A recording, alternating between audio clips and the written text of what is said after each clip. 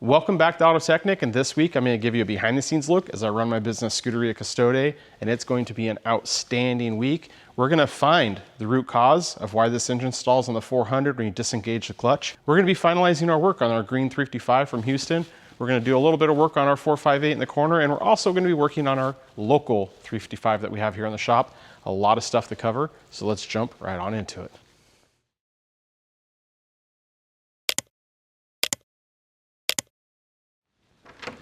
Good morning, guys. It is now Monday morning and we are back here at the shop ready to kick off another work week here at Scuderia Custode. It's going to be a mix of things this week. For one, it is going to be a shorter week because on Thursday my daughter actually has to go in for surgery. She is a big volleyball player and she actually ended up tearing her ACL, so that was a pretty big bummer for her. Definitely impacted her season, and that happened obviously a little while ago, but the surgery to repair the ACL is on Thursday. So obviously I'm not going to be here at the shop. I'm going to be home with my daughter and the family, helping out and doing what I can there. So that only gives us today, Monday, Tuesday, Wednesday here in the shop. And like I said, it's kind of a mix of things because, well, first of all, I just finished running some errands this morning, so a little bit of a late start. And then I have a few tasks I need to take care of around here, a few chores. I'm trying to balance the working on cars and continuing to get the shop set up. There's still a lot of small stuff that we need to get taken care of. Like I went and picked up a printer. I got to get the printer set up. I got to do stuff with the network stuff. I have to do some more stuff with the security cameras. So I got to take care of that. And then in terms of working on cars, well, I need to spend, my first priority today is packaging and boxing up all of our sticky items out of our 458 to send this sticky RX. So like there's just, I guess that still kind of counts as working on cars, but there's a lot of other things I need to do before I can jump back into our cars. Speaking of cars, I'll give you guys a status update of where everything is at right now from where we left off last week. 430 up in the front, no change. We're still waiting to hear back on our software. 355 from Houston, I got the last of the parts I was waiting for, so we're actually ready to put the new exhaust solenoid valve on that controls the bypass flap in the exhaust and an EGT sensor. I'm gonna get it on the lift. I want to give it a good look over, examine the car, make sure everything's good, give it another check. I need to run a post-service emissions test. I need to scan the car for errors after the service. We need to do a final road test, finish out that series of videos. I think we're gonna be able to call that car done this week. I think that's where we're gonna, oh, the driver's side mirror. The mirror cover's loose. The client asked if I can take a peek at it, see if I can correct it. So we have that as well. So a few small loose odds and ends. 355 here, it's ready for pickup. He's gonna either come pick it up today or tomorrow. 458's at a stopping point because of the sticky. The other vent that I was waiting on did show up, so I have all the parts I need so I can send the new vent out with those parts. That's gonna be the first priority, is get that stuff boxed up, ready to be shipped out. And for the 400, I just heard back from the client this morning. I sent an email this weekend with what I found on the car last week. He has authorized us to move into a leak down test, which I cannot run yet. Get to that in a second. And we're probably going to be removing, or we will be removing, not probably, I'm going to be removing the transmission from the car so I can inspect the pilot bearing and the release bearing. There's a few signs that have me a little suspicious in there, but I want to just get in there, inspect everything, and eliminate them as a possibility so we know really what we're working with. So we have a fair amount of work to do on that car, but I have the 355 to get sorted first and our sticky stuff to get sorted first, not to mention the chores around the shop. Now I mentioned the leak down test, that we can't do that right now, or there's more on that later. That's because hopefully today, fingers crossed, air compressor will show up. So like again, that's another thing. I'll have to stop, get the air compressor unloaded. It's gonna go in that back corner where the ladder is, so I'm gonna have to pull everything out, get everything cleaned, organized. And then on top of that, at some point, I'm gonna have to stop and get it wired in. So it's things like that. I have those little small things that are stopping me from working on cars. I'm eager to get to a point where I can just get into the shop, work on cars, start to finish, and go home. But we're not there yet. We're getting close. I'm gonna jump to some of my chores, some of my odds and ends here today. I probably project that it'll probably maybe be a little bit towards the mid part of the day, later in the day, where we can work to get our 355 out of the car cover, on our lift, start getting those parts put on it, start working to get this finished up. And with any luck, we can get started on the 400 today. But I think that might be a tomorrow project. We'll see how today goes. So I'm gonna get started with my chores and I'll see you guys back here in a couple hours. Well, that did not take nearly as long as I was expecting, which is that's fantastic. It's gonna let me get in my day much sooner. So I got all my chores taken care of, all the loose odds and ends, got my printer set up. I had a big order of stuff come in that I had to get positioned, put away in the cabinets. And I also was a little proactive here and I cleared out the corner enough. So we got our subframe cart over here for now, but I cleared out a little hole there for the air compressor. I got an email notification confirming that it's on its way coming. That way, once it gets here, I don't have to move everything around and we can get it positioned in the corner. I'm not sure what kind of pallet it's gonna be on, so I don't know how, like if we could stuff it in there right away or if I'm gonna have more work to do. But that is ready to go. So now with all that stuff out of the way, time to turn my attention to our sticky to get all this stuff wrapped up and packaged so that we can get it sent out. I do go through and inventory everything for the sticky so that way I know exactly what I'm sending out. That way it also matches my estimate. I have photo documentation so I can also be sure I'm getting everything back.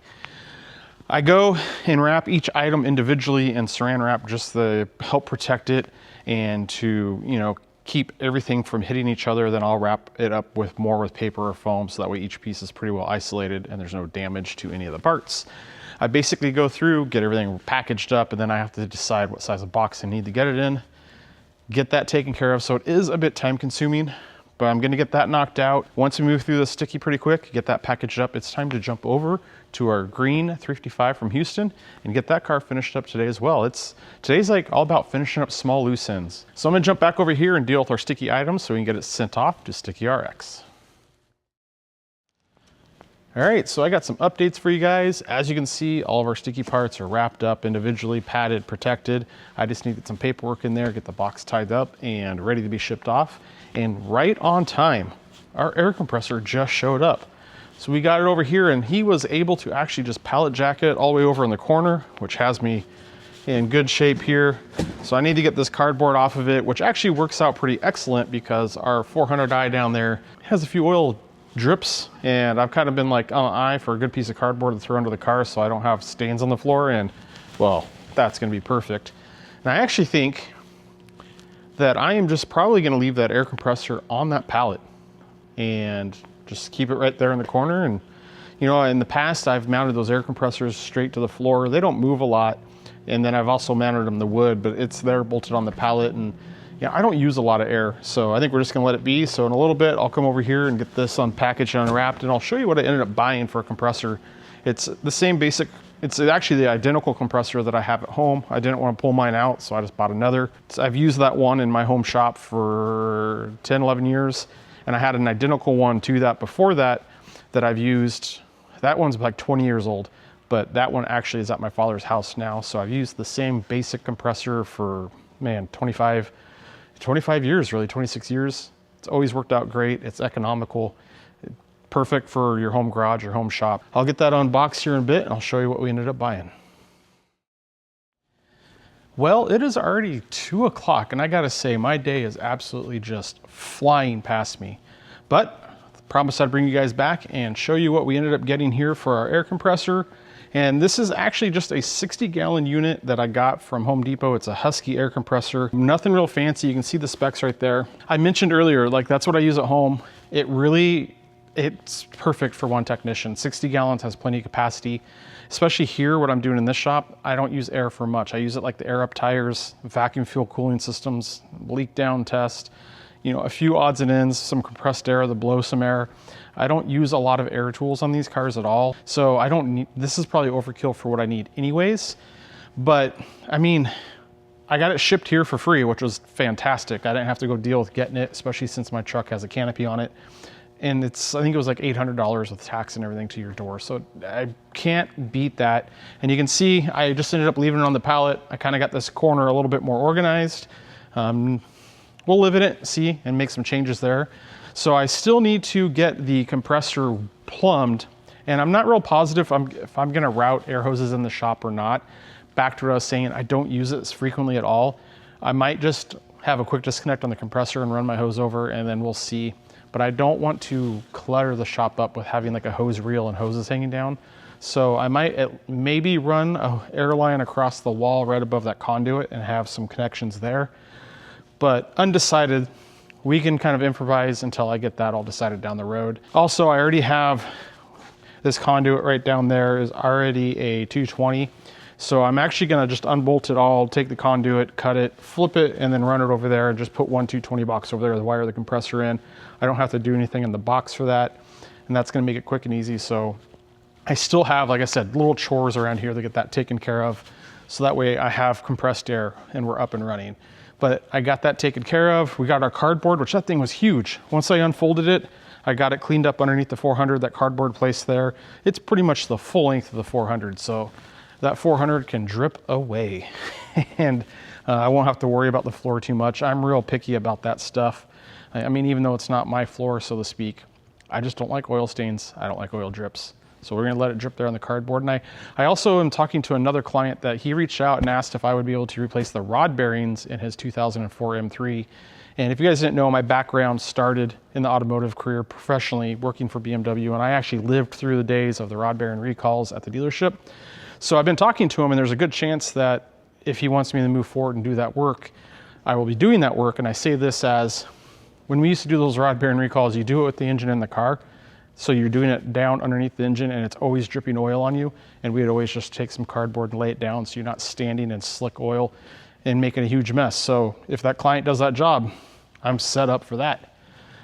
You can see, moved everything around in the shop. We have our 355 from Houston here back on the lift. It is ready for its last few finishing touches. The 2 parts that we needed were our EGT sensor here. We're gonna get that replaced. And this solenoid valve right here, which is for the exhaust flap. It was not actuating, so it's controlling the vacuum side. When we had this car apart, we still had a non-functional flap mechanically, but once I got it back together and started testing things after I freed that flap up and had the car running, that is not functioning. So I'm gonna get those 2 items put on the car. We also have this mirror that the client asked me to take a look at to see if I can get this fixed, because it's a little loose right here on this mirror housing. I'm gonna do that first in case I need to do anything. It's kind of like the unknown. Those 2 things are pretty quick and easy. I'm gonna chase after the mirror, get the solenoid EGT sensor installed on the car. Then like I mentioned, I'm gonna pull the under trays, give it a good inspection. We're gonna get some drives in the car. And my immediate focus is getting that finished up. The 400, it's waiting for me to finish the 355. And we're gonna start pulling the transmission from the car. And you can see I moved the other 355 over here, and the client, I believe, will be in early tomorrow morning to get this picked up. It is ready to go, so it's just sitting here chilling. So I think I have just enough time today, hopefully, to make some good progress on our Houston 355. It's probably gonna roll into tomorrow morning. So I'm gonna jump on this, and I'll see you guys back here in a few. Stuff like this always confuses me. I got the mirror out, and it looks like we're just missing a screw. Why? Why not put a screw in and not have this? I don't get it. I really don't. I can't tell you how much stuff like this I fix on these cars in comparison to how much stuff in these cars actually breaks. It's frustrating. I'm gonna toss a screw in and see if it fixes that problem. Well, things have escalated. Probably found why someone didn't chase after this much further to deal with this problem, but it's still really not that bad. I don't know why they didn't do it. We have the mirror here all apart, and we have a broken screw boss there, and we also have a broken screw boss there. So fortunately, I was able to find the other half of this screw boss in the mirror. This one I was not able to find. So I'm actually gonna take these and see if I can't tape that up, fill that with epoxy so I can drill it and tap it for a screw. And then I will try to epoxy that other one back on and then use 3 screws to get this remounted, reassembled. I mean, I can get the epoxy on there, let it cure up overnight, come back tomorrow morning, put it back together. Like I said, all in all, this shouldn't be that big of a repair. Get the mirror back on the car and get this taken care of for the client. Still frustrates me that people just don't take a little bit extra time to fix these problems on these cars. But we're gonna get this one sorted, and I'll just jump on the solenoid and the EGT sensor while our epoxy's curing up. Well, it's already 4:30, so I need to start wrapping up, get the shop cleaned up, and call it a day here. On our 355, I got our new EGT sensor in, I got our solenoid valve in, that's taken care of. And as we saw with the mirror, that project grew just a little bit more than I wanted, but it's still pretty manageable. I have some panel bond in there drying, and also where our other mount was broken. Those I'm gonna let sit overnight, come in tomorrow morning. That one should be good to go to put a screw in. This one I'm gonna have to file that surface flush and then drill a hole so that way we can get a screw into there. And then we'll be able to reassemble the mirror, get it reinstalled in the car, continue on with the few last checks that we have to do on that. I finished that probably an hour or so ago, got to a stopping point. So I turned my attention over here to wiring our air compressor, and you can see I've pulled the gang boxes and conduit off the wall. So I got my wiring here, got the panel open, and I'm basically gonna take that exact conduit that ran on the bottom. I'm gonna cut it, use a coupler, flip it, and run it behind all this to that back corner, hook it all up, and just plumb it up to the air compressor. I think I have some extra electrical wire at home that I can run from the gang box to the compressor. If not, I'm gonna have to stop and buy some tomorrow.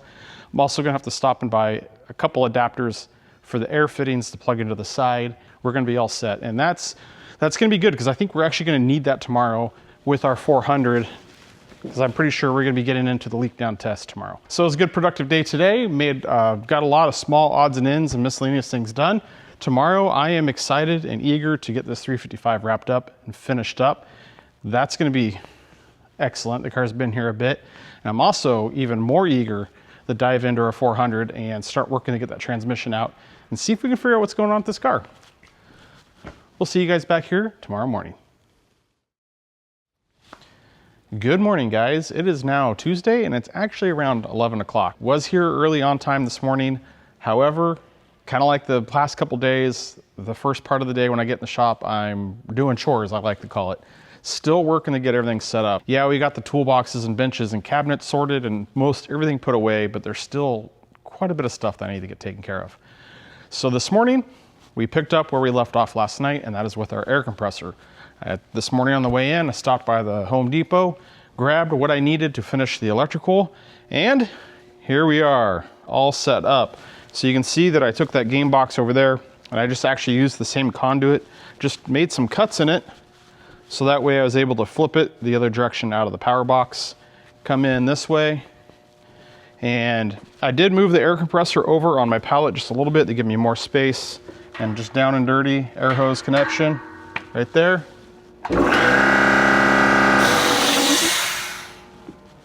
We're set. It was actually pretty nice since it already had 220 ran down there on the wall. I really just had to take the conduit off. I actually just took it home, cut it in my bandsaw since I don't really have a saw here. Reran everything, reran the wires. I already had the circuit breakers in the panel, dialed in, good to go.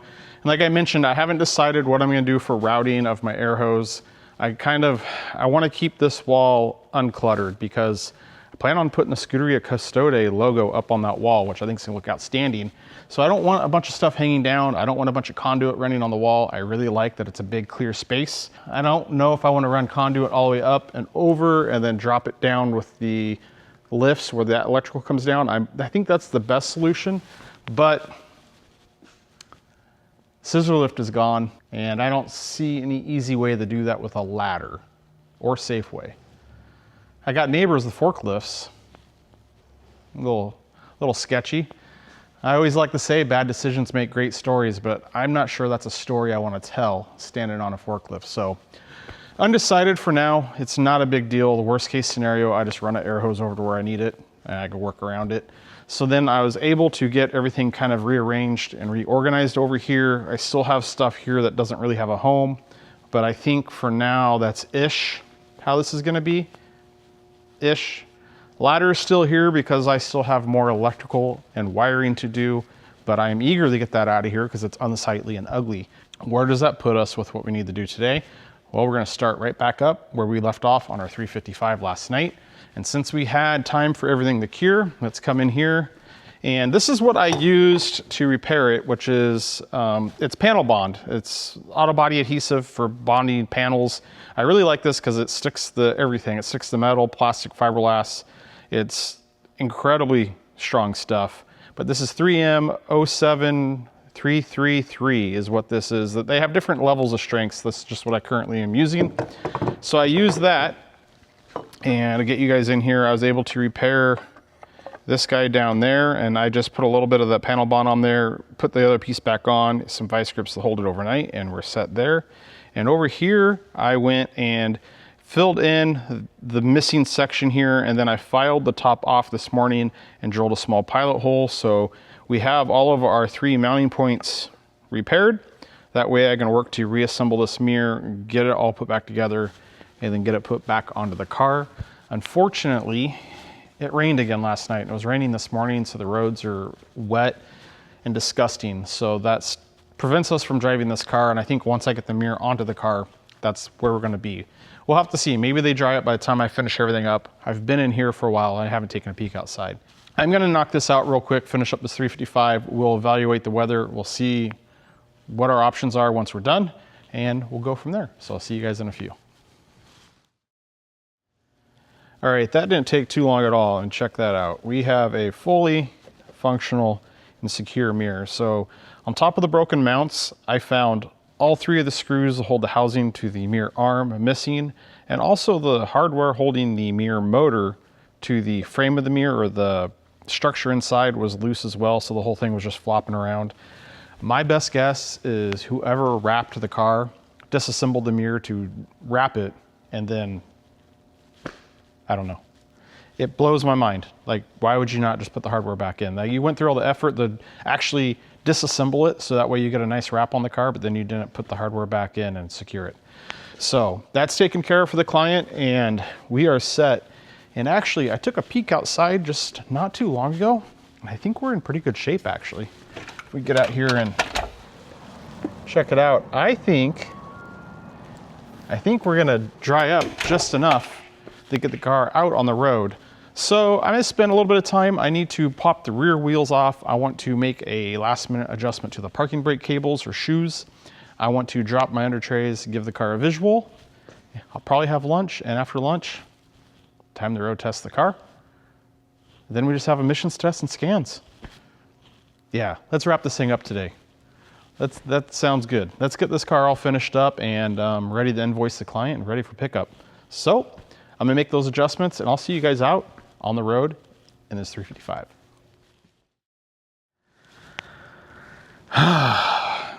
Guys, so frustrating. So I recently switched what camera I use to film with. I traditionally have always filmed with my phone, and I've switched to a dedicated camera for all these videos. Well, the problem with that is I left the internal storage of that camera pretty full, and I just hopped in this car to go take it on a test drive. Now, this camera that I'm talking about is also the same camera that my microphone syncs to. Well, guess what happens? Midway through the test drive, I get a little beep. I look at the camera, internal storage is full, camera shutting off. Okay, this camera is which the camera it is. I had up on the visor, so it's looking down on the gauges, the front of the car, the steering wheel, not a critical view. However, that means we lose our microphone. So I was like, well, okay, that's fine. We lost our microphone. We have GoPros in the car. They usually pick up. They're fair. Not that big of a deal. Finish the test drive, get the car back in the shop, walk around the car to shut all my cameras off. And I do use my phone, which is what I used to record with all the time, in this far corner, which is the one I generally look at and talk to the most while I'm driving. Guess what else wasn't recording? Yes. So that was kind of a waste. I mean, everything on the car seemed good. It was the first time I got the car out to drive it, test a new clutch, power delivery. The car's running really good. The exhaust bypass, I want to look at that a little bit more. I want to be positive that it's opening. This car has a tubey exhaust. I'm a Capristo guy, I'm not going to lie. So the sound difference when that valve opens and closes on a Capristo is day and night. On this one, it's hard to tell. So I'm going to do a couple checks on that. But while the car is warm, I'm going to run through. I'm getting ready to get my SD1 hooked up. We're going to read our faults, just do the pre-service checks or the post-service checks that I normally do. Read my faults out of the NCMs, do my post-service emissions test. I'm going to get all that knocked out right now. The car is hot. We'll finalize all of our fluid levels, oil level, and then that's just going to leave me with the one item remaining, which is the test drive, so I can close out this series of videos in this car. It's getting late today, so I don't want to go out and drive again today because of traffic. We're just going to target it tomorrow. So it's just frustrating. It seems like it was a waste of time, although it wasn't. It's just another element of working on the cars and then filming them. Sometimes stuff like that happens. Usually I can salvage it. There's enough cameras and situations in there, but my main camera as my phone, not capturing the footage, that's a no-go for me. I'm running out of time, so I'm gonna jump to the SD1, read faults out of the car, do my emissions test, get that stuff finalized, manage all the footage and files that I have here, so that way tomorrow we're in good shape on the test drive of this car, but we're doing so close today. Almost everything was going the way we wanted. And of course, there has to be something that just goes sideways on us. So let me finish up these tests and checks, so that way we could effectively call this car finished. Minus one more test drive. I guess it could be worse. I mean, have to test drive at 355. It's not the worst day or job ever. I love them. I love 355s.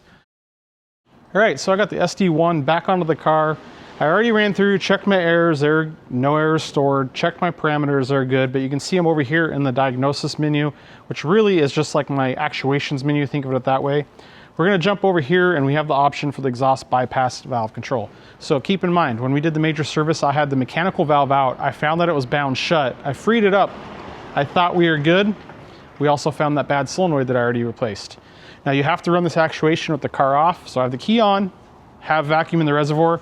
We're gonna go ahead and hit enter here, jump over here to our valve, and hopefully you guys can see it's trying to work. Let me drop you guys in. So down there, you can see that guy was trying to move.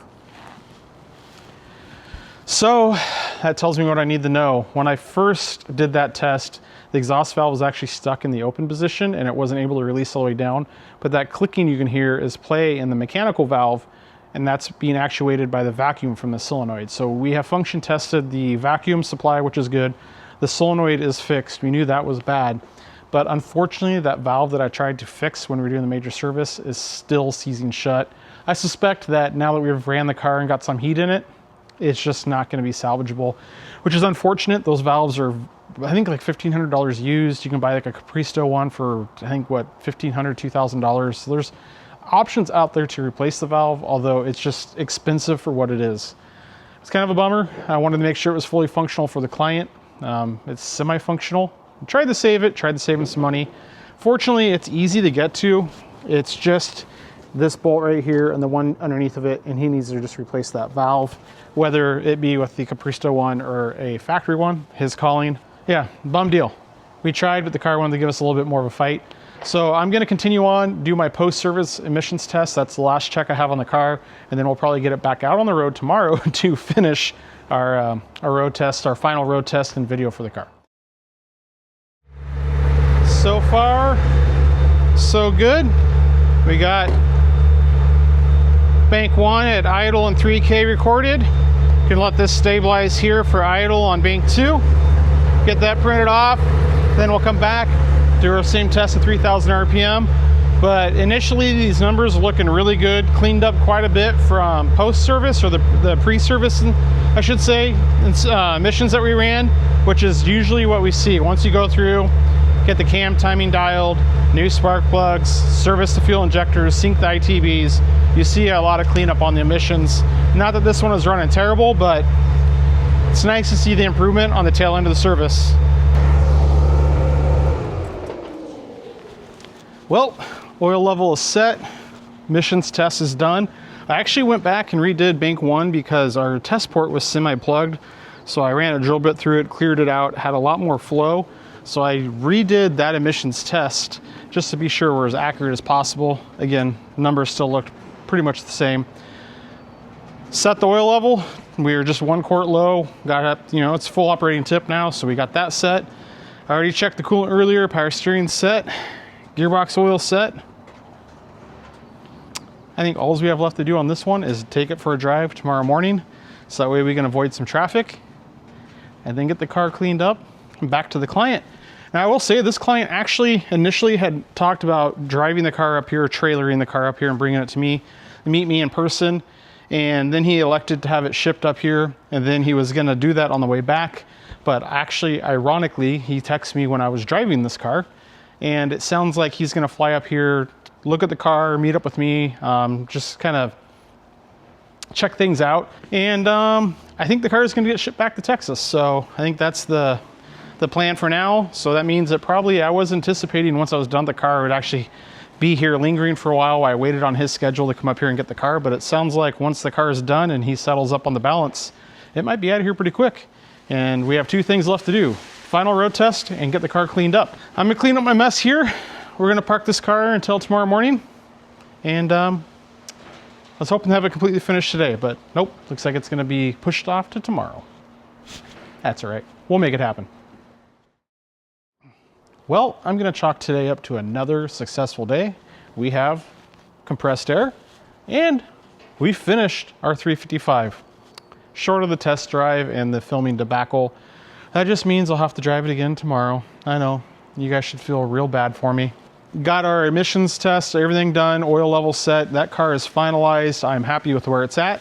So I need to communicate with the client on time frame of getting the car picked up. And I also have a lot of paperwork to do to get that finalized and invoiced. You know, I have about an hour left here today in the shop, and rather than diving in and moving in on our 400, I think I'm gonna just jump over to the computer, manage some paperwork, some file management, and get that clerical stuff done today. That way we're able to come out in the shop tomorrow morning and we're gonna be able to dive straight in on our 400, working to remove the transmission. So that's gonna be a lot of fun and some great content for us.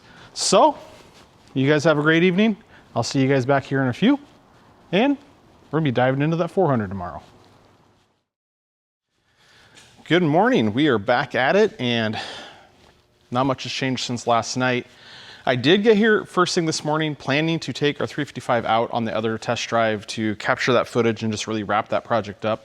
But I ultimately decided not to because I'm waiting on a very critical FedEx delivery today, and I absolutely do not want to give it any chance that I miss that delivery window. Although they're very consistent when they get here, it just would be terrible if I missed it, because that delivery is bringing me the parts I need to finish up this 355, and I believe the client wants to pick that car up today. We won't be in the shop tomorrow, so I really want to get that done, wrapped up, back together, so this way the client can have the car back for the weekend. Not to mention, we're going to have great weather all week, all weekend, and next week. This car is not going anywhere, so it's really not mission critical that I need to go get the car driven today and get that taken care of. I can take care of that on Monday. That means for today, we're going to just solely be focusing on our 400. Anthony's going to come in. He's going to give me a hand, which I'm actually I could do it by myself, but it's going to be really nice having an extra set of hands to get the torque tube, the rear diff, and the transmission out of this car. And last night, as I wrapped everything up after I was done filming, I was actually just cruising through the workshop manual in this car, and I was looking at the clutch specs. I wanted to see if I had the thickness for a new clutch versus what a worn clutch is. So once I have everything out, I'm able to measure what we have, and I can have tangible numbers to the health of the components, not just an opinion. But I came across something super interesting. What I came across is the workshop manual gave me a force limit of how much force it should take to push the clutch pedal. I was like, that's some good information. And it gave me 18 kilograms, which is 39 pounds. And I was like, well, I mean, I know these clutches are pretty heavy, 39 pounds, and I'm trying to calculate in my head if that's what it actually felt like when you're pushing the clutch. And I was thinking to myself, how can I measure this? What can I do to get a measurement on that? I don't have like a load cell. I'm like, well, lo and behold, I have an old scale here. So I grabbed that scale. I was able to fit it into the pedal box, as janky as it was, and just push on the scale and push on the pedal and read out the force that it took to operate the clutch. 75 pounds is what it took to operate the clutch in this car. It just, I mean, I like tangible numbers. I like it when it's black and white that way. We have a spec that it should take 40 pounds of force to operate the clutch. My gut instinct when I got in this car, the first time I got in this car and started and drove it, to move it into the shop, I was like, holy moly, there's something wrong with your clutch. It should not take that much effort. So now that we have a tangible number that's tied to it, I'm pretty excited about that. That's the stuff I really like because it's very definitive. It's just not off my gut instinct. You know, I've been doing this for 25 years and the instincts are still strong, but it's always a lot easier to give a client a spec and a number rather than saying, I don't like your clutch, I think it's wrong. I try to steer away from that as much as possible. So I'm very excited to get all that out today and see what is going on in there. Last week, we disconnected the clutch linkage from the transmission, operated the clutch pedal, and it was free. So I'm confident that that excessive force for the clutch is not within the linkage, the pedal, or the cable. It's actually inside the bell housing. The only way to get in there and figure it out is to work to get the transmission out. We also need to do a leak down test. I have the air compressor, so we can do a leak down test. Fortunately, when you pull the transmission out of these cars, you can still start and run the engine. It's actually pretty convenient. I've done it in the past actually on a 365 GTC4 because it had dual distributors, and on that car they're buried so far back under the cowling, and you have to run the ignition timing from the bottom of the car. It was actually easier for me on that car, since I already had the transmission out, to leave it out, run the car, set the timing down from underneath the car, and I was basically where the transmission was, making my adjustments on my distributors. So I know that we don't have to worry about doing a leak down test before I remove the transmission. We can just jump right into the transmission and get, I think we're gonna find more important information there, and then we can come back and do the leak down test. And that's gonna give us critical information on this car. The leak down is gonna give us the last missing piece of the health of the engine, and then isolating the clutch, the gearbox, and everything from this issue with the clutch and the RPM dropping. If we find something wrong, then we found it wrong. That's what we're trying to achieve. If not, we can isolate all of that and know that everything's good. And that gives me more time to focus on the CIS for like our air fuel mixture, idle speed, and just really make sure that it's tuned up and dialed in right. But this feels mechanical. I don't want to invest the time on that right now. We get these 2 checks done, that's gonna give us all the information we need to be like, okay, well, maybe now it's worth investing the time on the top end to poke around on those things. My gut feeling tells me we're gonna find something when we pull the clutch out. I got a little bit of time before Anthony gets here. I got some stuff to put away and clean up, some stuff to take around the shop, and in short order, in no time, we're gonna be back on the car, starting to get that drivetrain out, to get that transmission out, see what's going on with that clutch. Just giving you guys a quick sneak peek of what we're looking at to get this gearbox out of the car. Really, our big contender is our torque tube. We're gonna have to decide the best path to get that out. Today, you know, it's kind of like the flavor of the day, what I'm feeling like dealing with. I think we're gonna unbolt it. This is your access point to get the torque tube off the output shaft of the transmission. I'll separate it here from the transmission. Back here, I think we're gonna unbolt our axle shafts from the differential on either side. Obviously our mounts right here. You can see I don't have a lot of space to slide everything rearward, but that's just enough space to slide this off, get it free of the transmission, and get our mounts free of the subframe. And then I can drop this down and slide this all the way out. And we're gonna have to get the torque tube through this cross member on that tunnel, past our e-brake cable here. Once it's down and out, we're gonna be free and clear. And then at that point, it's really straightforward. I mean, once we get to that point, you can see that we actually, oddly enough, have like acres of space in terms of Italian cars to get this gearbox out. There's all kinds of space around the bell housing. And I'm gonna try a different method to pop the shifter off. There's these bolts right here. I'm gonna loosen those on either side. And the shifter, from what I see, should stay in the car. Previously, when I've done these, I've actually pulled the interior trim and pulled the shifter out. And the interior trim, the center console trim, is actually really difficult to get out of these cars, especially as they're getting older and they're getting fragile and finicky. So I'm gonna try those bolts. That might save me a heap of time and a heap of headache. And once that torque tube's out, I think it's gonna be a matter of minutes before we get the transmission out of the car so that we can inspect those components. So we're gonna get started on that, and we'll see you guys back here in a few. Well, a lot has changed in the past couple hours. Starting with our 400, found a smoking gun on that, super satisfying. I'll show you guys what we found there in a minute. But also, I gotta update you with everything else that went on here because it has been a busy day. First of all, we got a set of tires here for Anthony's car I ordered for him. And when they got delivered, I was looking at them and I'm like, hey, wait a second. These are two 35-19s for the fronts.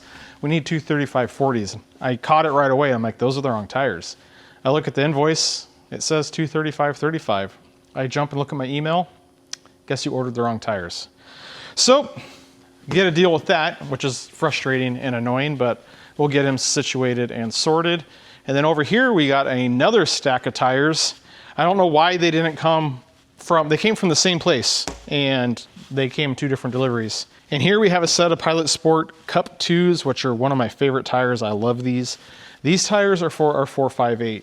Now, the tires that are on the 458 currently are not the factory sizes, and specifically the front tires I feel are way too wide for the front rims. I think it's got like 265s on it, and the tires are really bulged and sticking out, and it just doesn't really look that good.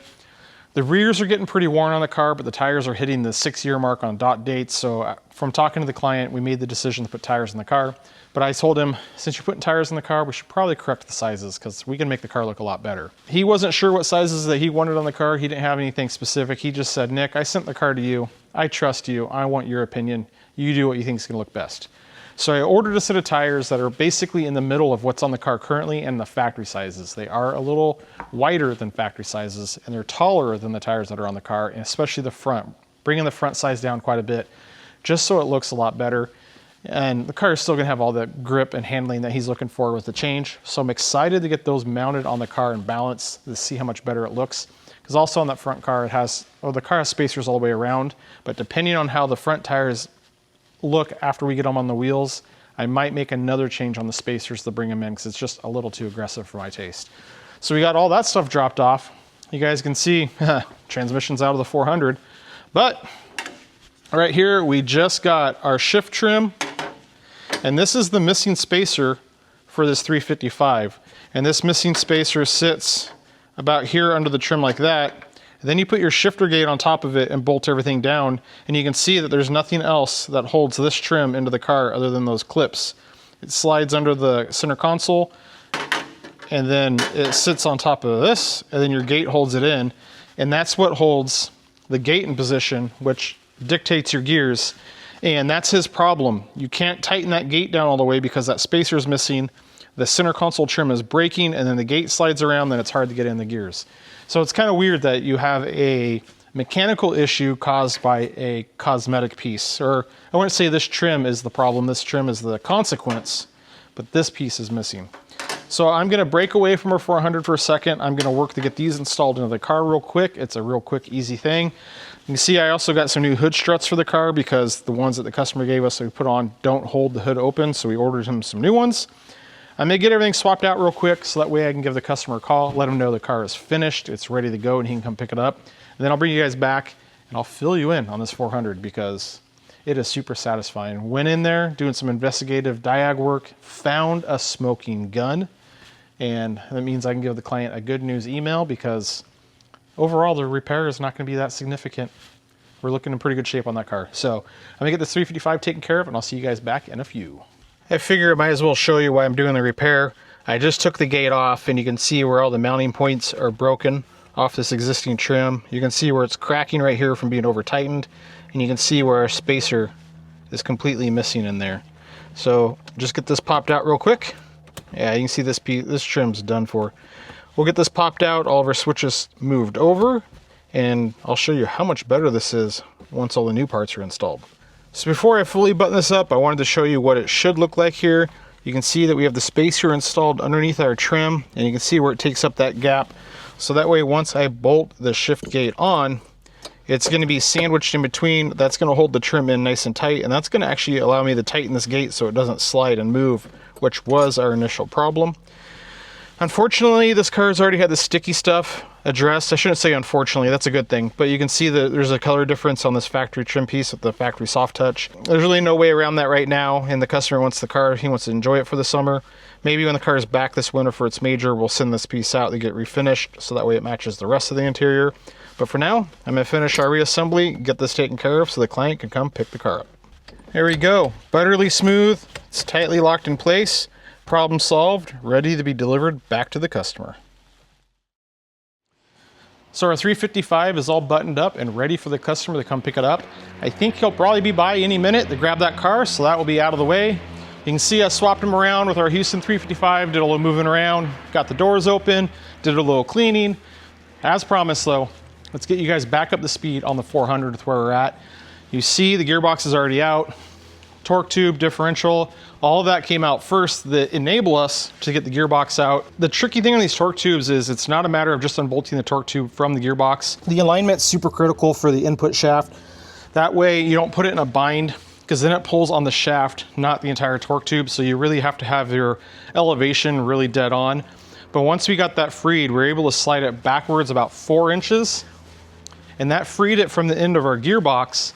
And then our pumpkin was hitting back here and we weren't able to come back any further, but that's where we dropped the diff or the third member down, left everything, the torque tube all assembled, and then we're able to just basically pull it out in this direction.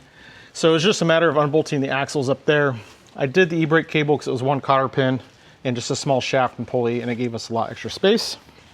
Once that was out, it was a matter of getting the gearbox out. So you can see this different method that I tried to get the shifter off worked fantastic. Just undid these 4 bolts and left the shifter up here in the car.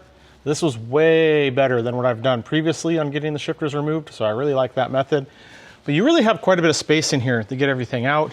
You can see the clutch is already off. We got our flywheel there, and it's seen better days. But let's talk about our smoking gun.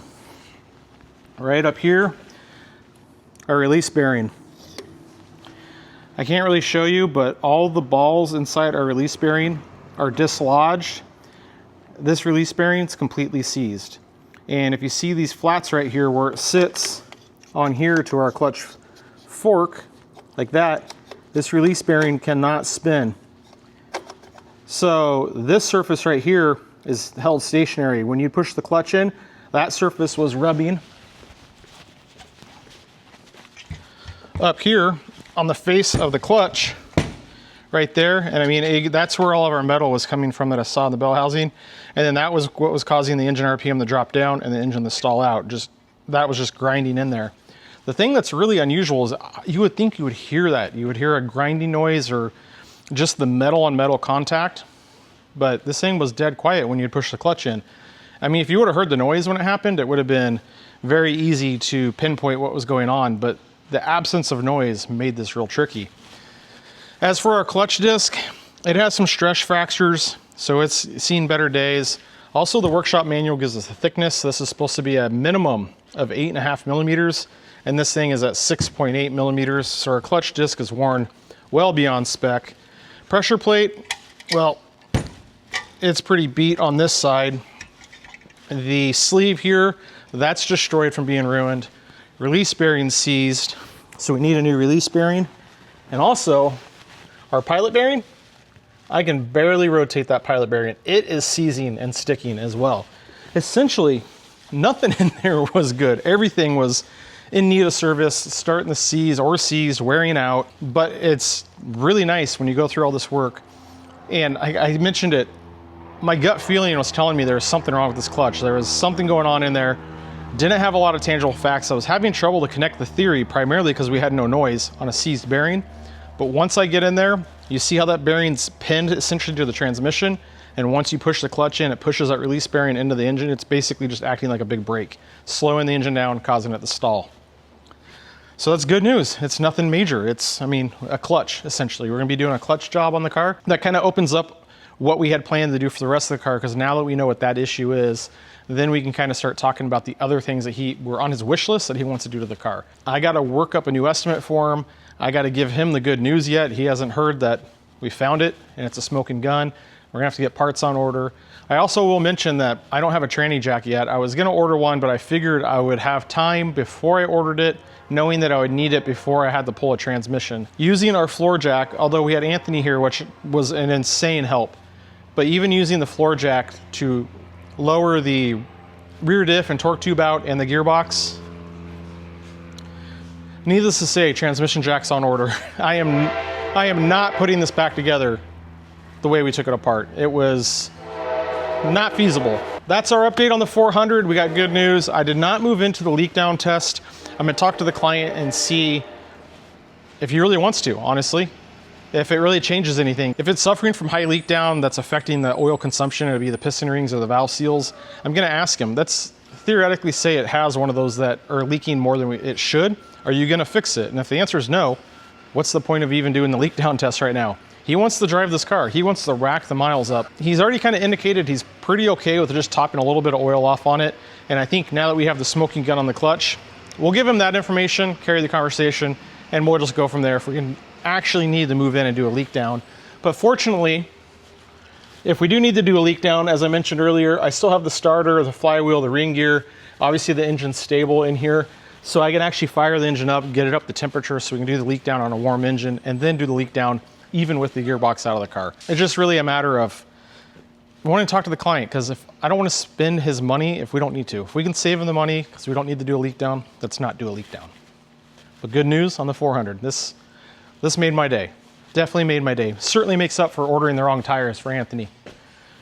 Yeah, I love it when you find a smoking gun. It's absolutely great.